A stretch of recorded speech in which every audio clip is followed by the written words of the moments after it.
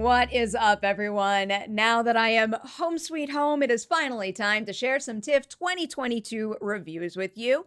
Beginning with a rather hot topic of conversation right now. This is my review of The People's Joker. First up, a synopsis for you. It's an LGBTQ plus coming-of-age comic book movie that stars writer, director, and editor Vera Drew as the title character, Joker. She spends her youth essentially numbing her true self with an inhalant called Smylex, but gets an opportunity to break free of hometown and family expectations after moving to Gotham City, where she founds an illegal comedy theater. When I first heard about this movie, there were many reasons I made it a top priority to cover at TIFF this year, and Drew and her team really didn't disappoint in any respect.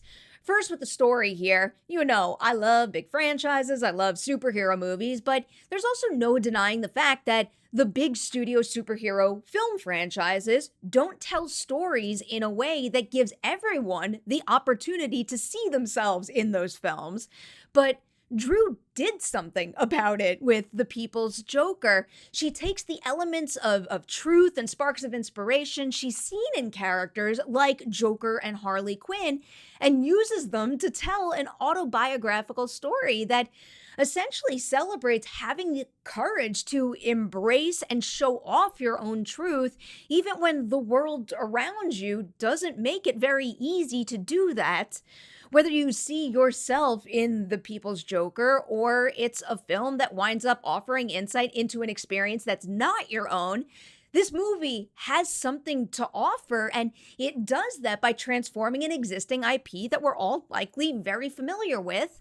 Again, I like DC movies, but when something with such a big platform isn't telling stories that speak to you and shows signs of never doing that, you have to take matters into your own hands if you're creatively driven to do so, and that is very much what Drew is doing here, and she's doing so with great creativity and heart. Drew is covering a lot here, and it's pretty impressive how much of it works. There are some components of the main narrative that are stronger than others, but I really did think that all of it played well enough. And, for me, I think that had a lot to do with the fact that so much of the movie playfully but poignantly maintains this feeling like it's almost shouting at you, these movies don't ever tell stories like mine, but here is how you do it. It is this simple. It could be this simple. It's successful and meaningful satire is what it is. It's an entertaining narrative that respectfully addresses very real, challenging experiences and feelings, and it's doing so via comedy and going to the extreme. Now, at this next point, I always like to emphasize this all the time when discussing how we look at film reviews in general, but, I hope you keep coming back to this channel to hear my opinions on movies, but I really do believe that one of the most exciting things about film and any form of art or storytelling for that matter is that we're all coming at it from a unique perspective. And, similarly, The People's Joker is Drew and her team seeing something unique and untapped in the DC realm and them bringing that to life on screen their own way. So just like the point I make about reviews, parody and creative license is exciting for that reason.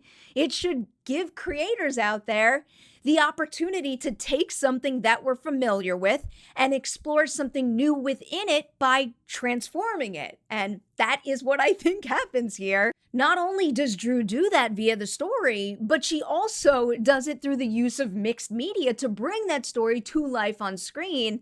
I think that The People's Joker is a true lovingly made filmmaking feat. I mean, you can't find a big studio to give you the financing you need. You've got to do it on your own. And The People's Joker is basically sending the message that you can if you want to.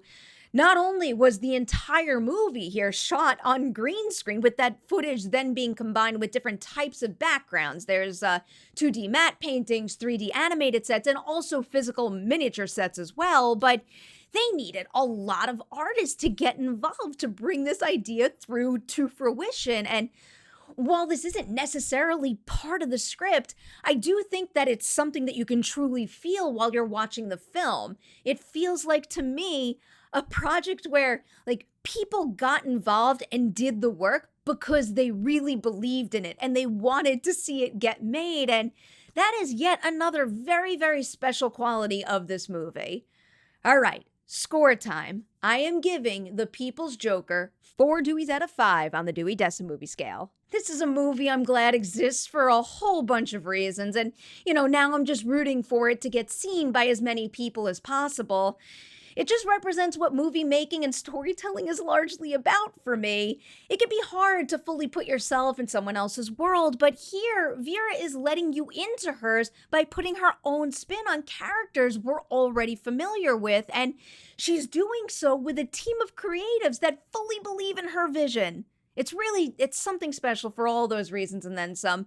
I hope they get these rights issues sorted out so that all of you can see and feel what I've just described for yourselves. So that's where I'll leave you on The People's Joker. Thank you so much for watching this first TIFF 2022 review. I will have more coming your way very soon. Before I let you go, Patreon shout out time, because we have a big group of wonderful people right here. They are Michael, Justin, Seth, Hoshi, Sam, Javier, Arturo, Kavi, and James, a whole bunch of lovely Slack community members right there. I hope you all know how much I love having you part of this team, how much I enjoy our chats, and in some cases here, how much I'm going to enjoy beating you in fantasy football.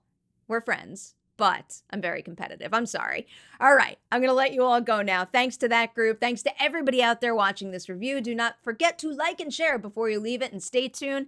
More reviews from TIFF 2022 coming your way very, very soon.